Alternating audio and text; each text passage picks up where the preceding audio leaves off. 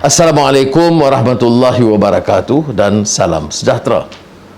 Hari ini saya ingin membicarakan pandemik COVID-19 dan vaksin. Ketibaan vaksin di negara ini pastinya akan memberi sinar baru dalam rencana besar kita untuk menundukkan ancaman wabak COVID-19.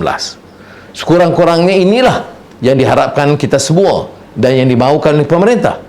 Tetapi yang ia memerlukan lebih dari sekadar mempertontonkan pengambilan vaksin secara langsung di kaca televisyen. Kerajaan yang prihatin tidak akan teragak-agak untuk memperjuang dan memperpanjang moratorium setelah diasak keras oleh kami di pihak pembangkang. Kerajaan yang bertimbang rasa tidak akan memperjudi nasib anak bangsa yang kini sedang mengalami masalah akses pada pendidikan, serta dalam masa yang sama mereka disulitkan pula dengan sikap dan pendekatan pemerintah untuk membuka sekolah tanpa rencana yang jelas. Kerajaan yang prihatin pasti tersedia dengan rencana atau plan yang jelas dan yang tidak mengelirukan rakyat, terutamanya dalam setiap pengumuman penting terkait perintah kawalan pergerakan. Benar, ia sangatlah penting bagi kita semua untuk patuh pada SOP, terutamanya pemakaian pelitup muka, jaga jarak, serta kerap membasuh tangan. Ia sama penting untuk berpadu bagi mendapatkan vaksin dan membina ketahanan baru dalam mendepani wabak ini bagi melindungi diri kita dan orang sekeliling kita. Tetapi kita juga harus ingat, ia bukan alasan untuk kita menganggap segalanya segera pulih dan SOP itu boleh diremehkan. Hal utama yang tidak harus kita izinkan adalah untuk kerajaan pintu belakang ini menggunakan helah yang sama untuk terus berpaut kepada kuasa hasil dari pengkhianatan mandat rakyat. Meski kita akan terus berdoa agar rencana vaksin ini berjaya, kita juga harus bungkam dan akur sehingga tiang-tiang seri demokrasi kita diletakkan pada tingkat yang sepatutnya. Kerjaya menteri yang bertanggungjawab untuk fasa vaksinasi juga tergantung pada aspek pelaksanaannya. Dalam kenyataan spontan beliau, ia menggambarkan betapa beliau telah pun melalui proses yang panjang untuk memungkinkan negara telah sampai ke tahap sekarang. Ia ternyata suatu proses yang panjang yang jauh dari pengetahuan rakyat dan negara. Beliau sebut bahawa pemerolehan vaksin telah tertangguh lama, tetapi ia tidak seperti yang digambarkan. Meski vaksin telah pun kita terima, siapa yang akan menerimanya dan bila, dan bagaimana dengan aspek mendidik rakyat terkait risiko serta manfaat vaksin? Mengapa Malaysia hanya baru menerima vaksin sekarang? Tentunya rundingan memerlukan masa dan pengawal-pengawal selia mesti diberi kuasa yang secukupnya. Tetapi mengapa Malaysia begitu lambat? Dalam masa yang sama, Indonesia telah memulakan fasa vaksinasi pada pertengahan bulan Januari dan dijangka akan mencakup seramai 18 juta para petugas barisan hadapan dan para perawat pada bulan April tahun ini. Pemerintah Malaysia hanya sebut percayakan kami. Justru apa status dana sebanyak 3 bilion ringgit yang diperuntukkan untuk pemerolehan vaksin dalam belanjawan 2021? Berapa kosnya? Untuk ini, menteri tersebut hanya menyebut 2.05 bilion ringgit. Tetapi berapa harganya ketimbang negara-negara lain perlu juga diberitahu kepada rakyat. Bagaimana harus kita pastikan bahawa 2.05 bilion ringgit tidak bocor di tengah atau dimanfaatkan oleh kroni-kroni. Hanya rakyat diminta percayakan kami, itu sahaja yang menjadi satu-satunya jaminan yang rakyat terima setakat ini. Kita bukan saja terlambat, malah tidak ada perancangan yang jelas untuk ini. Petugas-petugas barisan hadapan akan menjadi kumpulan pertama yang akan menerima vaksin tentara kerajaan.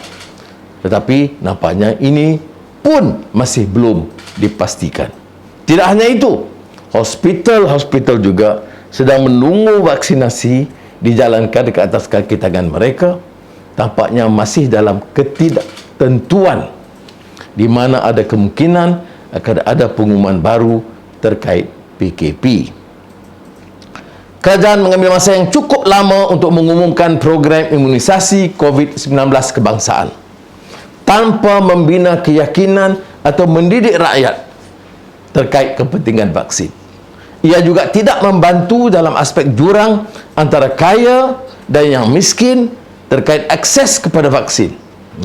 Ini juga kegagalan besar di beberapa negara-negara barat, atau infrastruktur digital yang diperlukan memandangkan aplikasi MySejahtera dilambatkan dengan chip-chip digital. Ia mengusulkan idea-idea yang gah mengenai pengesanan kontrak, pengawasan genomik dan kajian lanjutan mengenai kekebalan dan kemungkinan mutasi virus, tetapi ia langsung tidak menampakkan rencana yang jelas. Saudara-saudari, apa yang Malaysia perlukan adalah ketelusan dan kebertanggungjawaban. Apatah lagi dalam fasa vaksinasi sekarang. Kita bawakan lebih dari sekadar ayat, percayakan kami. Kerajaan harus mencerakinkan rencana yang jelas kepada rakyat.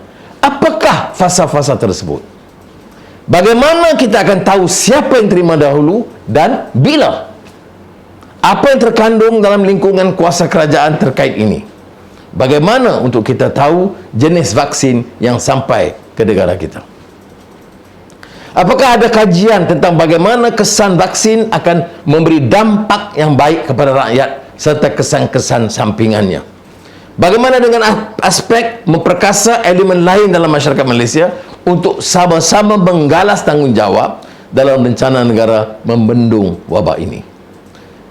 PBB, Pertubuhan Bangsa-Bangsa Bersatu, dan Kesatuan Eropah telah menjalankan kajian terkait wabak ini beserta data yang cukup membantu. Namun, apa jenis kajian dan penyiasatan tentang wabak ini yang telah dijalankan setakat ini?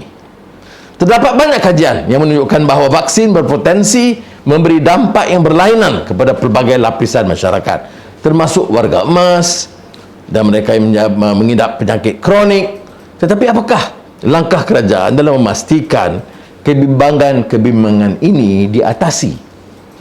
Apakah universiti-universiti kita serta institusi pendidikan di negara ini telah digerakkan untuk memperkukuh Akta Pengawalan Penyakit-Penyakit Berjangkit 1988? Mengapakah sumber kita tidak dihala ke arah pengkajian vaksin di Malaysia dan berusaha untuk melakukan lonjakan dalam aspek ini yang tidak hanya semata-mata untuk rakyat tetapi juga untuk kebaikan manusia sejagat? Prasarana jenis apakah yang patut dibangunkan dalam kadar segera agar ia tidak hanya untuk memampan dampak wabak ini sekarang tetapi juga untuk rencana jangka panjang bagi bersiap sedia sekiranya terdapat ancaman dari wabak-wabak yang baru? Berdasarkan perkembangan serta kajian terkini, tampaknya wabak COVID-19 bukanlah wabak terakhir yang harus kita hadapi. Malah wabak yang seterusnya boleh datang dengan lebih cepat dengan kesan yang bukan kecil. Apa yang telah kerajaan kita lakukan bagi melindungi maklumat serta data warga? Aspek ini mesti diambil kira dan diberi perhatian kerana terdapat lambakan serta pertambahan data saat ini. Kerajaan harus mencari titik imbang antara data yang diterbitkan untuk kajian dan pengetahuan umum dan data yang mesti dilindungi bagi menghalang gejala salah guna data oleh sektor pemasaran dan perniagaan yang sedang mencari peluang mencari keuntungan. Apakah langkah-langkah ini telah diambil oleh kerajaan? Harus ada rencana yang jelas, bukan saja dalam soal vaksinasi, tetapi juga apa yang akan kita hadapi kemudian. Kita harus bersedia sekarang, wa ima selepas menerima vaksin, bahawa kita mesti melakukan pengubahsuaian dalam tata hidup kita agar kekes baru dapat kita jauhi. Kita juga mesti bersedia untuk gejala wabak yang akan datang dan persiapkan segalanya dan perbetulkan, insya-Allah. Perjalanan kita masih panjang ke arah fasa penyembuhan dan kita mesti tingkatkan disiplin serta sikap berjaga-jaga. Saya juga harus tegaskan bahawa kerajaan kini mempunyai kecenderungan otoriter, kekuasaan mutlak yang membimbangkan terkait pendekatan mereka terhadap propaganda anti vaksin. Meski kita mesti berjaga-jaga dalam menghadapi gejala berita palsu, pendekatan seperti ini berpotensi untuk memberikan tamparan kepada kerajaan dan seterusnya hanya akan merancakkan gejala teori konspirasi. Justru itu, apa rancangan dan langkah kerajaan dalam mendapani gejala ini? Atau apakah benar peristirahat darurat hanya alat dan perkakas bagi terus berpaut kepada kuasa? Kita mesti tegas berhadapan dengan gejala berita palsu, sama ada dari golongan anti vaksin atau gejala lain. Tetapi pengharaman secara pukal hanya akan memperkuat golongan yang kononnya terkesan dengan langkah ini. Satu-satunya cara untuk menumpaskan gejala berita palsu adalah mendapaninya dengan logik dan pemikiran kritis, dengan meneguh pandangan-pandangan para saintis serta pakar. Ini mesti disusuli dengan memperkukuh sistem pendidikan kita, tidak hanya untuk membina keyakinan di kalangan rakyat kepada kerajaan, tapi juga untuk membina keyakinan rakyat kepada pakar-pakar kita dalam bidang perubatan dan sains. Saya menggesa kerajaan untuk memberi perhatian kepada perkara ini seikhlas yang mungkin, merencana semula dan jelaskan kepada rakyat. Saya juga ingin menzahirkan kesyukuran terkait kenyataan yang Pertuan Agong baru-baru ini terkait Parlimen. Saya menggesa kerajaan untuk segera memanggil sidang Parlimen sesegera mungkin agar kita dapat menuntut dan memikirkan rencana yang lebih telus dan kuat bagi menghadapi wabak ini. Ini masa yang sangat penting untuk kita bangunkan kesedaran nasional dalam menentang virus ini dan bangunkan negara serta tatanan yang punyai keyakinan bagi melonjakkan bangsa ini ke satu tahap yang lebih baik. Wassalamualaikum warahmatullahi wabarakatuh. Assalamualaikum warahmatullahi wabarakatuh. Good day to friends. I would like to address the issue of COVID-19 and vaccination. Finally, with the arrival of vaccine in Malaysia, we hope to see a historic turning of the tide in our struggle against COVID-19 pandemic. At least this is what we hope and what Tan Sri Muhyiddin Yassin's government would wish for us to accept. But it will take more than the Prime Minister himself taking a jab for the nation on live television and more wishy-washy patronizing propaganda. It is easy to get caught up in the fervor and think that the vaccine will magically bring everything back to normal. But Malaysia is far from normal and has been for a long time, and it will take a concerted effort from the whole citizenry to reconcile the past. A caring government does not drag its feet to extend loan moratoriums until the last minute, until under heavy pressure from the opposition. A caring government does not watch an entire generation as it is threatened by lack of access to education, and it's let them have cake approach to reopening schools without solid plans for providing for what was lost thus far into the MCO. A caring government does not fail to plan or produce solutions so categorically that in the final hour before each new movement restrictions date, it vaguely addresses the people with a new extension and no progress. To be clear, yes, it is vitally important that we all, for our own sakes and for the sake of the nation, continue to follow SOPs, especially wearing our face masks, maintaining social distancing, and washing our hands frequently.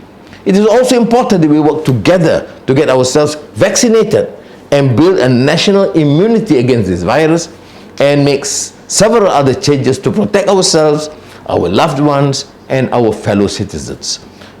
But we must not be so desperate for a return to normal that we go about prematurely allowing business as usual without the SOPs. Chief among the things we must not follow is for the backdoor PN government to play its same tricks in order to hold on to power it procured in the betrayal of the mandate of the Rakyat. While we pray for a successful and unimpeded vaccine rollout, we cannot allow this to legitimize that which requires a proper respect of Malaysia's democratic institutions to put in order. As the career of the minister responsible depends on the success of the vaccine rollout, in his candid statements, it alludes to the long process he has gone through up to this point. A long process that has been conspicuously kept from the people's eyes and ears. He claims the vaccine procurement has been a drawn-out process over many months, yet there is so little to show for it.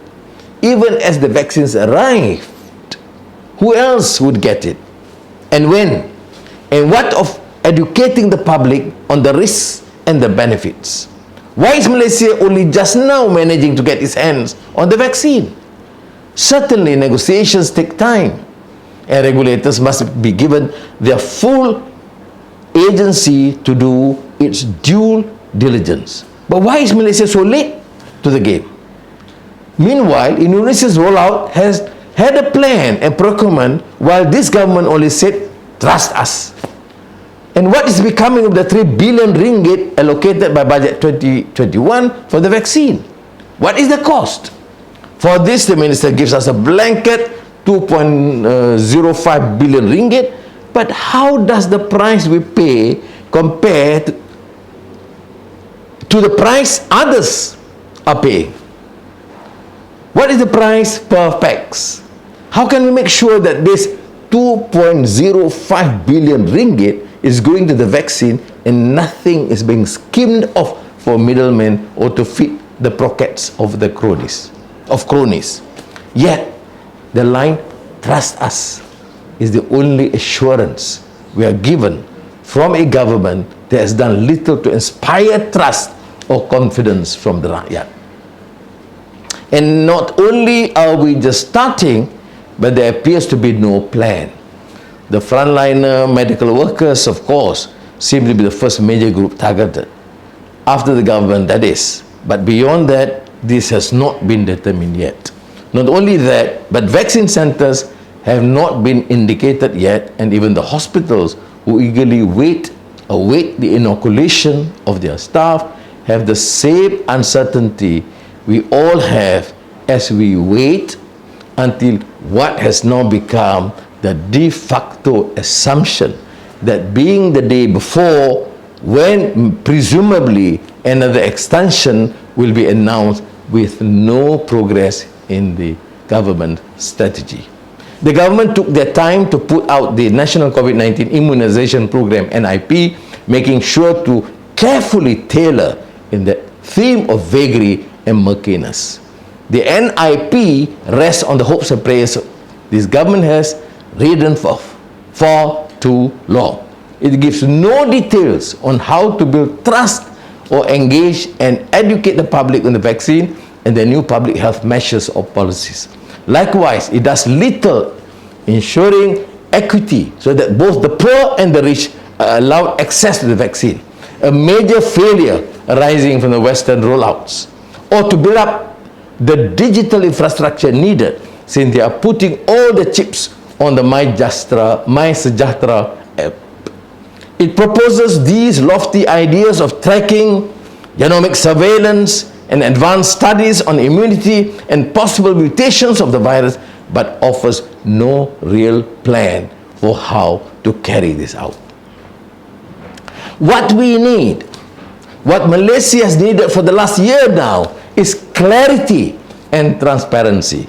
Something even during the rollout of its biggest strike against the pandemic, it continues to evade. We need more than trust us and a wing and a prayer. The government must give us a solid plan What are the phases? And how do we know who gets the jab and when? What does the government have control of? How do we know that the best vaccines are coming to our shores? Thankfully, we have NPRA and MADRAC to ensure that the vaccines are safe for Malaysians and that adverse effects are being tracked. But how is the government empowering other elements of Malaysian society to take charge in the national effort to end the pandemic? When the United Nations and European Union are doing their own studies and providing us with good data, what studies and investigations are being launched here at home? While other studies look at such issues with the vaccine as the potentiality of severe allergic reactions, complications with the elderly, complications with pregnant mothers, how will our government reassure us in the case of fears and uncertainties? How are we utilizing our universities, public and private health centers, and properly enacting the Prevention and Control of Infectious Diseases Act of 1988? Why are resources not being poured into studying the vaccine here in Malaysia and working to make our own advancements not just for our citizens, but so that we can be contributors to the global discourse? What facilities and centers do we need to be building down only to quickly and effectively combat the pandemic, but also to seek long-term solutions for greater public health and future pandemic preparedness in Malaysia? As the trends go, this will not be our first pandemic, and the next one may come quicker and have more dire consequences. What is our government doing to protect the data of its citizens? Many things that would be unconscionable within a democratic state has been allowed in the interest of public safety in fighting the COVID-19 virus. But the massive accumulation of data needs to be secured. There is a delicate balance between what is released for research and public knowledge, what must be protected to prevent the data colonialism of marketing and business interests looking to make a few ringgit on our pandemic suffering. As we continue to look to the future, what other steps are our government taking? There must be a plan for not only vaccinating the public, but for what comes next. We need to be ready now. For how, even after the jab, the public needs to adjust their life or continue to be steadfast in their following of SOPs to ensure cases are prevented as our national immunity builds up. We also need to take stock of what Malaysia did not have or was unprepared for during this pandemic, so that we can be ready for the next one. Our government should not only be setting the country up to be prepared for future dangers, but find a way for Malaysia to take agency in its future and become a global contributor where others are not thinking to pool their resources. What digital and technological solutions can we look into, and how can we safely and ethically introduce these into normal everyday life to not only assure safety but the dignity of all Malaysians? We have a long road ahead of us, all towards recovery, and we must remain vigilant and aware. I must also stress the lack of surprise we are seeing the government intoxicated by authoritarian tendencies takes an authoritarian approach to anti-vaxxer propaganda. Their approach is to seek it out and ban it, while removing the dignity of those who purvey it. And while it is important to keep ourselves vigilant against fake news and misinformation, this approach has a high likelihood of backfiring and feeding the conspiracy theories it hopes to destroy. Also, where will an authoritarian government draw the line? What is misinformation? What is informed opinion? Or is this the beginning of a move towards the only truth being what the government says is truth.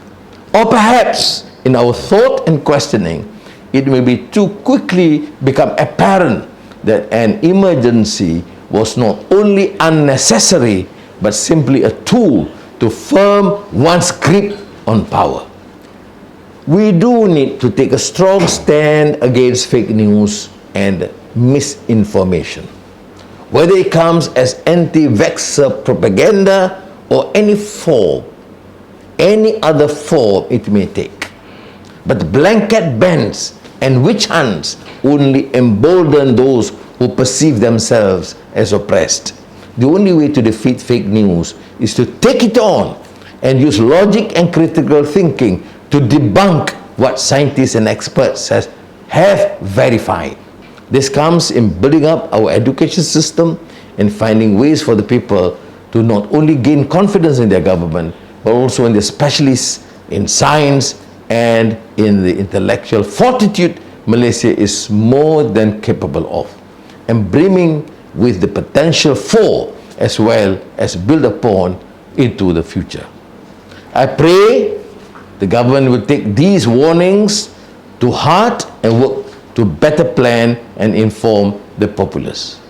Thankfully, the Yang di-Pertuan Agong's recent decision means that Parliament will soon enough be allowed to convene again and do the duty the rakyat have elected them to fulfill.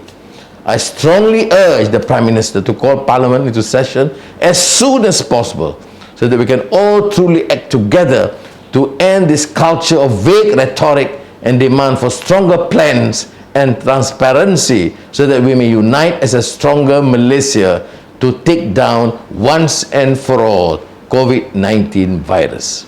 It is here that we develop a national resistance against the virus and also develop a nation with the confidence and thought to advance into a more prosperous tomorrow. Thank you.